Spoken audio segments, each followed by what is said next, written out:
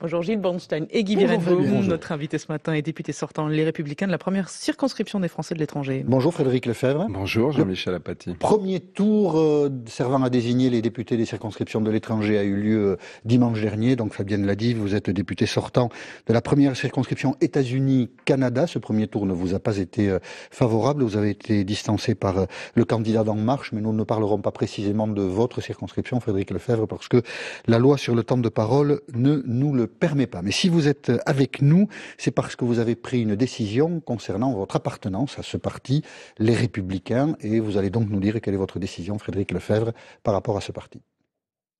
J'ai décidé de le quitter. D'accord. Pourquoi ? C'est une décision que j'ai mûrement réfléchie, qui est à la fois douloureuse, mais qui est en même temps libératrice. Elle est douloureuse parce que je me suis engagé au RPR à 17 ans, avec le même enthousiasme que tous ces jeunes que je vois s'engager en ce moment, par exemple, à En Marche. D'accord. Elle est douloureuse parce qu'il y a beaucoup d'élus avec qui je partage, et de militants et d'adhérents avec qui je partage des valeurs et de l'amitié. Mais elle est devenue incontournable et elle est libératrice parce que je ne supportais plus que ces gens... je pense à un carteron de généraux sectaires qui sont à la tête des Républicains, parlent en mon nom.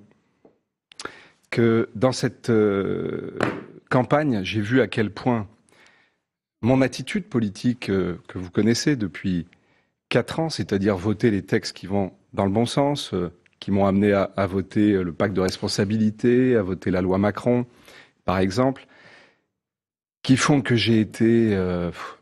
on a tenté de me museler, on m'a moqué, on m'a menacé dans ma famille politique. Menacé ?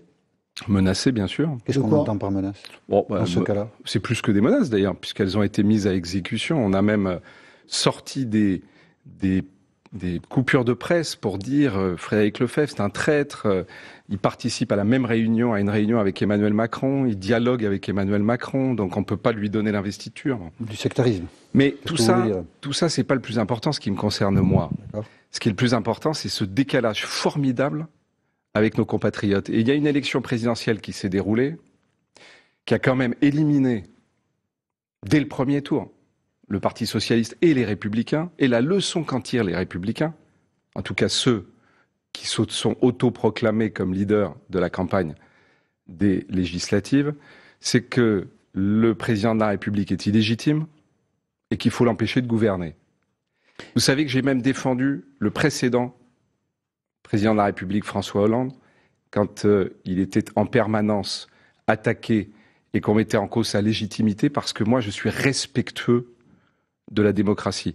Pour être précis, les dirigeants des Républicains disent par exemple aujourd'hui qu'ils ne veulent pas, ils parlent de coexistence d'ailleurs plutôt que de cohabitation, bloquer l'action du président de la République, et ils garantissent aussi que leur attitude sera une attitude positive dans la mesure où, disent-ils, nous voterons les textes qui vont dans le bon sens. C'est-à-dire au cas par cas, c'est-à-dire qu'ils disent ce que vous faisiez dans la législature précédente. Ils disent ça depuis quand, Jean-Michel Apathy ? Parce que le début... semaines, quelques jours. Oui, c'est ça, quelques jours. Ils ont changé de discours d'après vous ? Mais le sujet, c'est le décalage, je l'ai vu tous les jours. Vous savez, une campagne, c'est formidable parce que vous êtes au contact de milliers de Français. Et vous voyez à quel point... Moi, la démocratie, c'est pas aussi que chacun défende ses convictions ? Après tout, ils ont le droit d'être de droite ? Mais moi, je suis un homme de droite. Mais je suis un homme de droite ouvert. J'ai dénoncé suffisamment quand le parti... Tout le monde n'est pas obligé d'aller se prosterner devant le nouveau président de la République. Non, mais ça, c'est la question de la prosternation, comme vous dites, devant le nouveau président de la République, c'est un autre sujet. Moi, il se trouve que le président de la République, je le connais bien, on partage une certitude tous les deux depuis bien longtemps, qui est que on ne pourra réformer ce pays qu'en additionnant les gens de gauche raisonnables et les gens de droite raisonnables. Et que ça permettra... C'est ma conviction profonde depuis toujours. Vous savez que j'ai théorisé l'ouverture à gauche à l'époque de Nicolas Sarkozy. C'est comme ça qu'on satellisera les extrêmes. Et c'est comme ça qu'enfin on fera les réformes dans ce pays, qui à chaque fois voit la gauche tout faire pour faire échouer la droite quand elle est au pouvoir, la droite tout faire pour faire échouer la gauche quand elle est trop au pouvoir. Et comme par hasard, on ouvre un boulevard aux syndicats qui veulent qu'on ne fasse jamais rien, parce qu'ils ont toujours un allié qui est l'opposition pour empêcher les réformes. Monsieur Lefebvre, vous n'avez pas découvert ça entre deux tours. Pourquoi n'avoir pas pris cette décision avant? Mais c'est une vraie question, je l'ai mûrement réfléchi. Vous savez, d'abord, moi, je suis un homme de loyauté et de fidélité. J'ai été candidat à la primaire, je m'étais engagé à soutenir le candidat qui sortirait vainqueur de la primaire. Finalement, vous savez, je suis en train de vous parler de toutes ces années. Je suis en train de finir un virage, mais le tournant, ça a été mon vote pour le pacte de responsabilité où j'étais seul dans l'hémicycle, député Les Républicains, avec tous les regards sur moi, avec des menaces qui m'ont été faites, y compris par Nicolas Sarkozy lui-même, à Pasadena quand Carla était venue donner un concert, et que dans la loge, j'ai subi ces menaces.